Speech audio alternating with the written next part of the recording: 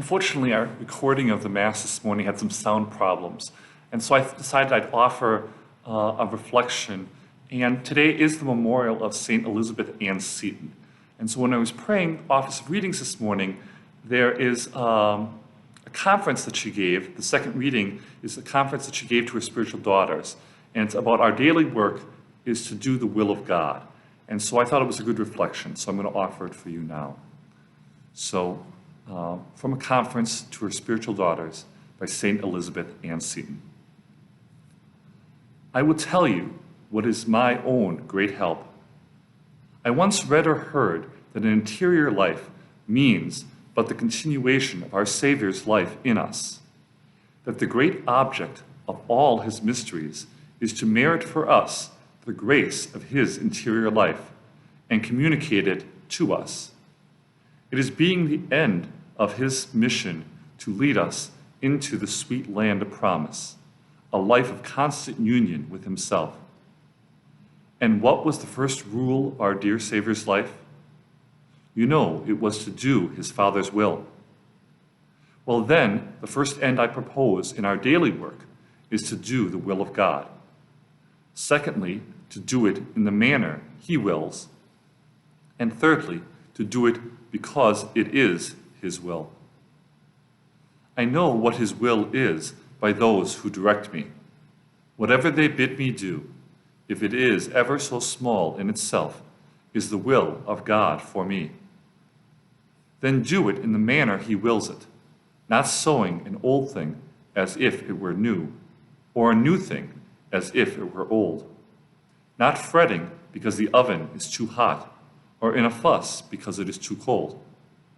You understand, not flying and driving because you are hurried, not creeping like a snail because no one pushes you. Our dear Savior was never in extremes. The third object is to do his will because God wills it.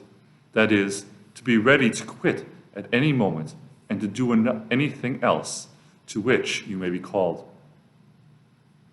You think it very hard to lead a life of such restraint, unless you keep your eye of faith always open. Perseverance is a great grace.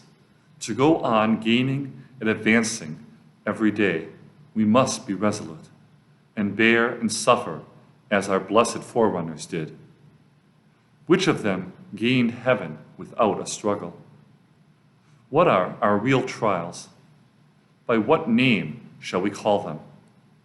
One cuts herself out a cross of pride, another one of causeless discontent, another one of restless impatience or peevish fretfulness.